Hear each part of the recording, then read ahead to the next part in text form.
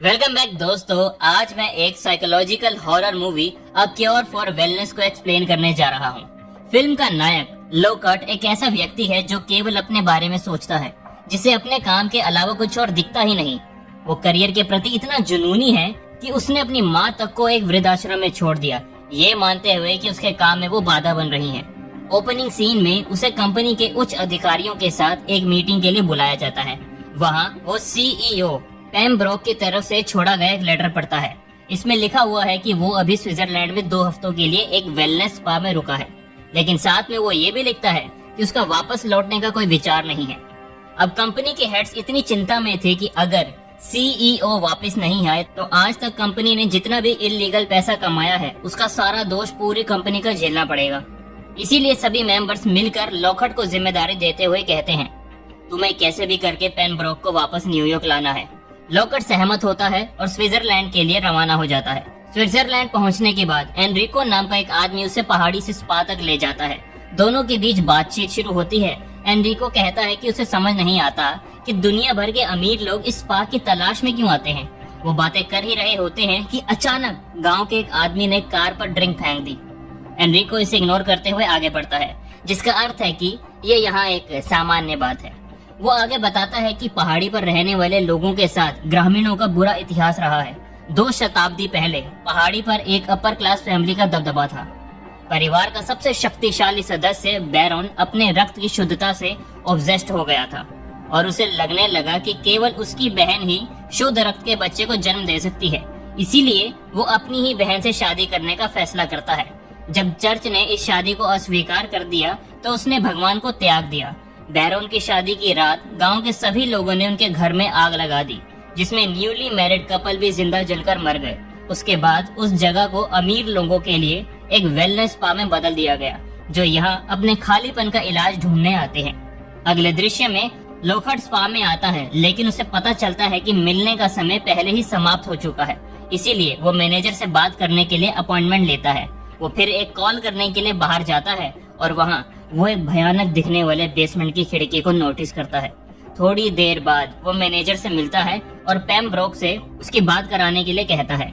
Manager उसे कुछ भी बोलने से पहले एक ब्लू बोतल से विटामिन की बूंदे को पीता है और फिर बताता है कि उनका स्पा उन लोगों की मदद करता है जो आधुनिक दुनिया के तनावों से दूर रहना चाहते हैं। इसी बीच लॉकहार्ट का ध्यान कमरे में लटकी एक पिक्चर पर जाता है, जिसमें वो एक आदमी को देखता है जिसके पूरे शरीर पर पट्टियां लगी हुई थी। हालांकि उसका ध्यान मैनेजर अपने तरफ लेते हुए कहता है कि वो पैम ब्रोक से शाम 7 बजे मिल सकता है। जाने से पहले लॉकहार्ट पानी से भरा गिलास पीता है। पहाड़ी से बाहर निकलते समय एक हिरण अचानक कार से टकरा जाता है, जिसकी वजह से एनरिको कार पर ये नियंत्रण खो देता है और कार खाई में जाकर क्रैश हो जाती है। 3 दिन बाद लॉकहार्ट उसी स्पा के कमरे में होश में आता है। स्पा के डायरेक्टर वॉलमर से बताते हैं कि दुर्घटना में उसका पैर टूट गया था, जिसके बारे में उन्होंने उसके न्यूयॉर्क वाले फर्म में इन्फॉर्म कर दिया है। इसीलिए अब वो यहाँ अपना पैर ठीक होने तक रह सकता है। उसके जाने के बाद लॉकहार्ट पानी पीते हुए एक आदमी को बेसमेंट की खिड़की को धंसते हुए देखता है, जिसे उसने पहले देखा था। तभी उसकी नजर पानी में तैरते हुए एक पैरासिटिक क्रीचर पर जाती है। वो समझ जाता है कि स्पा में कुछ न कुछ गड़बड़ तो जरूर चल रही है। इसके बाद लॉकहार्ट कमरे से बाहर निकलता है और पैम ब्रोक को बाथ हाउस में पाता है। वो सीईओ को फिर से न्यूयॉर्क चलने को कहता है, लेकिन पैम ब्रोक उसे मना करते हुए कहता है कि अभी वो अस्वस्थ है। पैम ब्रोक तब पानी में डुबकी लगाता है और बाहर आकर न्यूयॉर्क लौटने में रुचि दिखाने लगता है, जैसे कि वो किसी जादू से बाहर आ गया हो। उत्साहित लॉकहार्ट जल्दी से टैक्सी मंगवाता है। वो जब पैम ब्रोक का बाहर वेट कर रहा होता है तब उसे विक्टोरिया नाम की एक इतिहासकार मिलती है और लॉकहार्ट को चर्च के अवशेष दिखाती है, जहाँ एक प्रिस्ट को मार दिया गया था। लॉकहार्ट तब उसे 200 साल पुरानी रक्त की शुद्धता वाली कहानी बताता है और उसे कहता है कि वो इसके बारे में और पता लगाएं। कुछ समय बाद वो स्पा में सबसे कम उम्र की मरीज हाना से मिलता है। वो खुद को सबसे स्पेशल पेशेंट बताती है, क्योंकि वो एकमात्र मरीज है जिसे वॉलमर और अन्य कर्मचारियों द्वारा ली जाने वाली नीली बोतल से विटामिन लेने की अनुमति है। जब पैम ब्रोक को आने में काफी समय लग गया, तब लॉकहार्ट उसे लेने उसके कमरे में जाता है, जहाँ उसे पैम ब्रोक नहीं दिखता। लॉकहार्ट गुस्से से वॉलमर से पैम ब्रोक के बारे में पूछता है। उसे बताया जाता है कि पैम ब्रोक की हालत अचानक बिगड़ गई है, इसीलिए उसे इलाज के अगले चरण में ले गए हैं। लोखर्ट उन पर झूठ बोलने और पैसों के लिए अमीर लोगों को जानबूझकर बीमार करने का आरोप लगाता है। तभी उसकी नाक से खून बहने लगा और वो बेहोश हो गया। डॉक्टर वॉल्मर उसे कुछ टेस्ट के लिए अपने क्लिनिक में ले जाते हैं, जहां डेस्क पर उसे हाना की तस्वीर दिखती है। कुछ ही समय बाद उसने लोखर्ट की मेडिकल रिपोर्ट पढ़ी और इलाज कराने की सलाह दी। लोखर्ट हिचकिचाते हुए सहमत हो जाता है। कुछ देर के लिए जब वॉल्मर का ध्यान उस पर नहीं होता, तब वो पेम्ब्रोक की मेडिकल फाइल चुरा लेता है। अगले सीन में हम देखते हैं कि लोखर्ट का इलाज एक बड़ी सी पानी की टंकी के अंदर हो रहा है। इस दौरान इंचार्ज का ध्यान लोखर्ट से हट जाता है और तभी टैंक अचानक ईल्स से भर जाता है। वो भागने की कोशिश करता है, लेकिन इस प्रक्रिया में एक ईल उसकी ब्रीदिंग ट्यूब खींच लेती है। इंचार्ज फिर उसे बाहर निकालता है। लोखर्ट डरते हुए सबको ईल्स के बारे में बताता है। सब हैरानी से उसकी तरफ देखते हैं, क्योंकि पानी में कुछ भी नहीं है। लोखर्ट अपने कमरे में लौटकर पेम्ब्रोक की फाइल पढ़ने लगता है। ठीक उसी समय वो एक वर्कर को एक मरीज के साथ पुराने चर्च में जाते हुए देखता है। अगली सुबह लोखर्ट विक्टोरिया से चर्च के बारे में पूछता है, लेकिन उसे भी नहीं पता कि आखिर चर्च को स्पा के लोग कैसे इस्तेमाल करते हैं। इसके बजाय वो उसे बताती है कि वो 200 साल पुरानी भाई बहन की शादी वाली कहानी को लेकर सही था, लेकिन ग्रामीणों ने उस जगह को शादी के कारण नहीं जलाया था। असल बात ये थी कि बैरोन किसानों पर भयानक मेडिकल एक्सपेरिमेंट कर रहा था। किसानों को अपने खेतों में हर दिन सूखी पड़ी लाशें मिलने लगी, इस डर से कि वे बैरोन के अगले शिकार हो सकते हैं। गांव के निवासियों ने मिलकर बैरोन के घर को आग में फूंक दिया, जिसमें शाही जोड़ा बेरहमी से जलकर मर गया। विक्टोरिया कहानी बता ही रही होती है कि तभी एक मेल नर्स विक्टोरिया को अपने साथ उसके अगले ट्रीटमेंट के लिए ले जाता है। इसके बाद लोखर्ट उस जगह पर टहलने लगता है। तभी उसे हाना अपनी साइकिल चलाती हुई दिखती है। वो उसे कहता है कि अगर वो उसे अपनी साइकिल पर पूरी जगह को दिखाएगी तो वो उसे एक खिलौना देगा। हाना, जो मानसिक रूप से एक बच्ची प्रतीत होती है, बिना किसी हिचकिचाहट के साथ सहमत हो जाती है। एक लंबी और मजेदार सवारी के बाद वे कुछ खाने के लिए एक दुकान पर रुकते हैं। लोखर्ट एनरिको को वहां पाकर खुश होता है। वो उसे बताता है कि एक्सीडेंट के बाद उसकी जान भी बच गई थी। इस बीच हाना अपना दुख भरा पास्ट लोखर्ट को बताती है। वो कहती है कि जब वो छोटी थी तब उसकी माँ आग में जलकर मर गई थी और अब स्पा में ठीक होने के बाद ही उसके पिता उसे लेने आएंगे। फिर वो उसे अपने कुछ विटामिन उधार लेने देती है। पेम्ब्रोक की हेल्थ कंडीशन की सच्चाई पता लगाने के लिए लोखर्ट टाउन के एकमात्र डॉक्टर के पास जाने का सोचता है। वहां पहुंचने पर उसे पता चलता है कि वो एक जानवरों का डॉक्टर है, लेकिन फिर भी वो पेम्ब्रोक की मेडिकल रिपोर्ट देखता है और बताता है कि उसके दांत गिर रहे हैं, शायद क्रोनिक डिहाइड्रेशन के कारण। इस कंडीशन में इंसान के शरीर में पानी की काफी कमी हो जाती है। लोखर्ट कुछ समझ नहीं पाता, क्योंकि स्पा तो अपने पेशेंट्स को खूब पानी पीने के लिए देता है। डॉक्टर तब एक मरती हुई गाय की सहायता करने लगते हैं। यहाँ हमें पता लगता है कि गाय स्पा से सीवेज का पानी पीने के बाद बीमार पड़ गई थी। वो बेचारे जानवर के पेट को काट देते हैं और आश्चर्यजनक रूप से एक मरा हुआ बछड़ा और कुछ मछलियाँ बाहर निकलती हैं।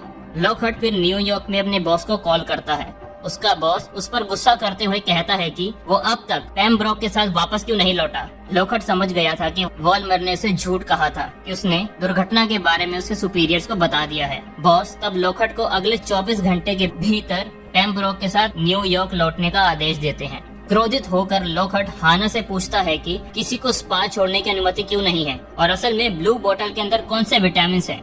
शर्मीली लड़की स्पष्ट रूप से इसका कोई जवाब नहीं देती है। इसीलिए गुस्से में लोखर्ट एक वर्कर के साथ लड़ाई में उतर जाता है। वो लड़ाई में मारे जाने ही वाला होता है कि वॉल्मर आकर उसे बचा लेता है। बिना कोई हंगामे के वो फिर 2 मरीजों के साथ स्पा में लौट आता है। बाद में उस रात लोखर्ट फिर से कर्मचारियों को चर्च में मरीजों को ले जाते हुए देखता है। उसके दांत भी गिरने लगते हैं, जिसकी शिकायत वो रिसेप्शन पर करता है। जब नर्स उसके लिए कुछ दवाई लेने जाती है तो वो उसकी फाइल में पेम्ब्रोक के कमरे का पता लगाता है। रास्ते में विक्टोरिया से मिलता है और उसे बताता है कि उसे लगता है कि शायद बैरोन के एक्सपेरिमेंट्स फिर से हो रहे हैं, और बदले में वो बताती है कि शादी वाली रात बैरोन की बहन प्रेग्नेंट थी। इससे पहले कि उसे जिंदा जलाया जाता, बच्चे को उसके गर्भ से काटकर एक एक्यूफायर में फेंक दिया गया था, लेकिन वो बच गया। बाद में लोखर्ट को पेम्ब्रोक का कमरा मिल जाता है। अंदर जाने पर वो पेम्ब्रोक और कई अन्य रोगियों को पानी की टैंकियों के अंदर पाता है। वो पूरी कोशिश करता है उसे मुक्त करने की, लेकिन कर नहीं पाता। अचानक वॉल्मर वहां आ जाता है और उसे ऐसा करते हुए देख लेता है।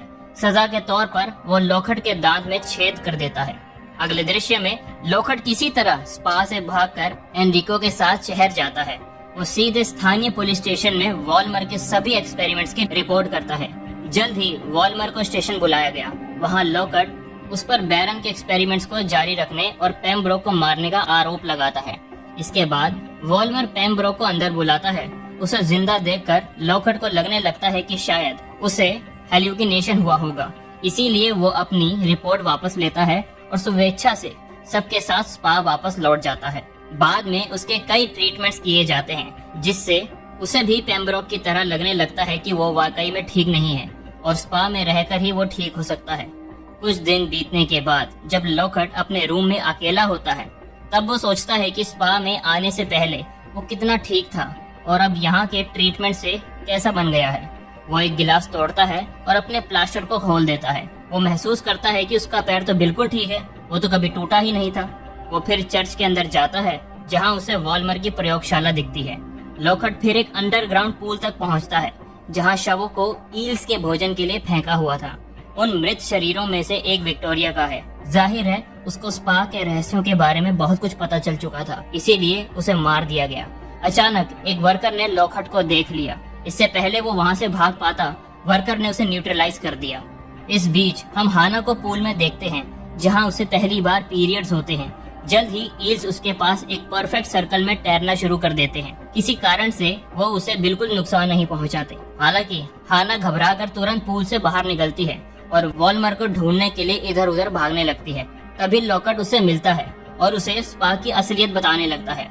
लेकिन हाना इतनी डरी हुई थी कि वो उसे धक्का देकर सीधा वॉल्मर के पास चली जाती है। लॉकहार्ट भी उसका पीछा करते हुए वॉल्मर तक पहुंचता है।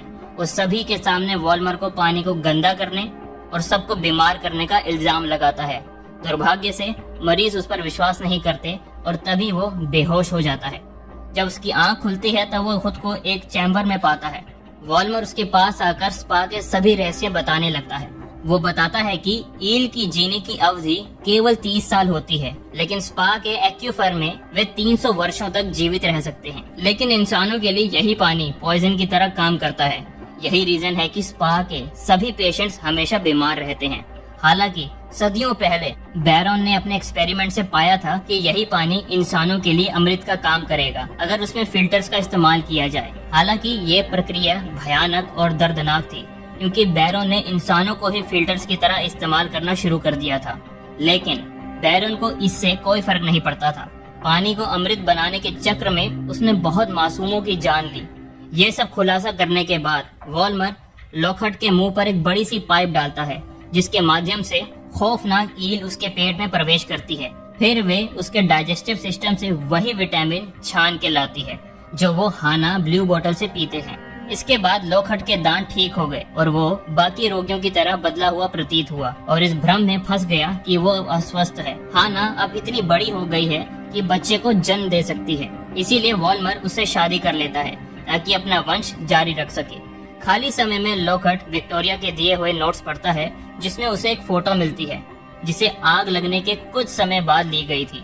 उसमें उसे वही बैंडेज लगा हुआ आदमी दिखता है जिसने एक छोटी बच्ची का हाथ पकड़ रखा है। ये बच्ची और कोई नहीं बल्कि हाना है। उसे आभास होता है कि वॉल्मर ही बैरन है और हाना उसकी बेटी है। बैरन किसी तरह आग से बच गया था और 2 शताब्दियों तक विटामिन की मदद से अलग अलग व्यक्तियों के रूप में जीवित रहा।